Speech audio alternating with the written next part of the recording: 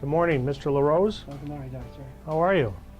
Actually, I'm not feeling too well. Right now, it's about 13% of the population is over 65, but by 2030, it's going to be closer to 1 out of 5 patients. Emergency departments have to be prepared to give the services and have their personnel trained to provide the best care for the geriatric population.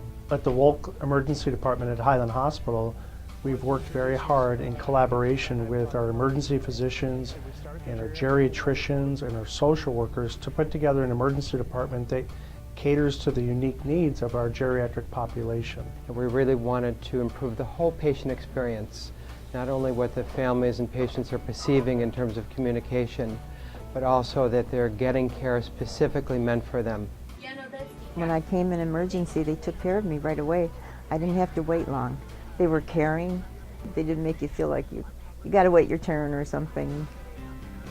I was very impressed with Highland. We've put into place a few very simple physical changes to our emergency department that we think will serve our geriatric patients very well.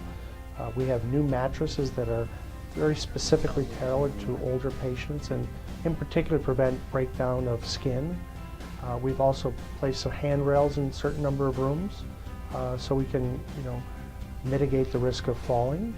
We've put in clocks and calendars to prevent development of confusion or delirium in our department. We've actually have a lot of our nurses who have done competencies in how to treat elderly patients, really focusing on the difference between an elderly patient and a younger patient. Do you have any chest pain? Older patients are medically more complex.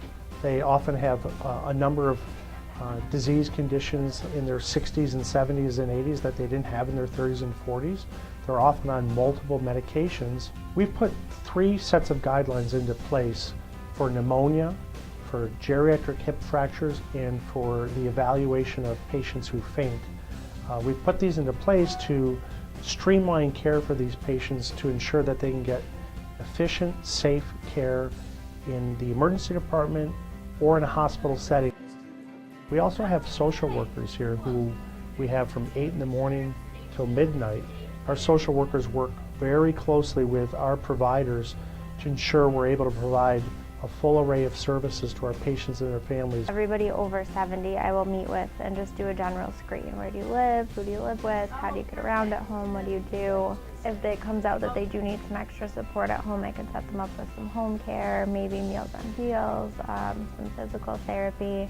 We work a lot with physical therapy if people need rehab, if people need home PT. Their care is so focused on them as a patient and not just as a person, really, not just a number. When I was here, I felt very comfortable.